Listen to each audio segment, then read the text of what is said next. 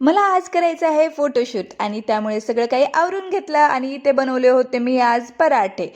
इथे केला आहे छान असं पराठ्याचा नाश्ता. त्यानंतर इथे श्रीषा छान अशी बाहेर गाडी खेळत होती. एकदा तिच्याकडे जाऊन आले आणि हिला चला म्हणलं आपलं फोटोशूट स्टार्ट करते. त्याच्या अगोदर छान असा मेकअप करून घेते. छान अशी साडी वेअर केली. त्यानंतर टोनरसाठी इथं यूज केला आहे गुलाबजल आणि तुम्हाला पुढे समजेलच की मी कोणता लूक क्रिएट करणार आहे. तर इथे सर्वात पहिले टोनर घेतलं आहे.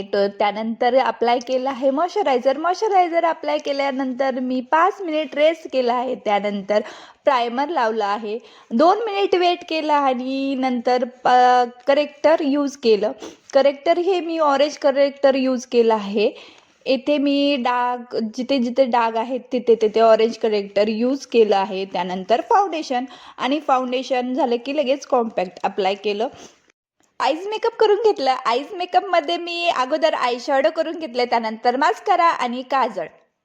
आईजला सुंदर दाखवायचं म्हणलं की एवढं मेकअप थोपावंच लागतं आणि एवढं सगळं मेकअप करायचं म्हणलं की टाईम पण खूप जातो आणि श्रीषा बाहेर खेळते तोपर्यंत आवरून घ्यावं म्हणलं, पण मेकअप संपत नाही आहे. एवढं काही थोपावं लागते चेहऱ्यावर.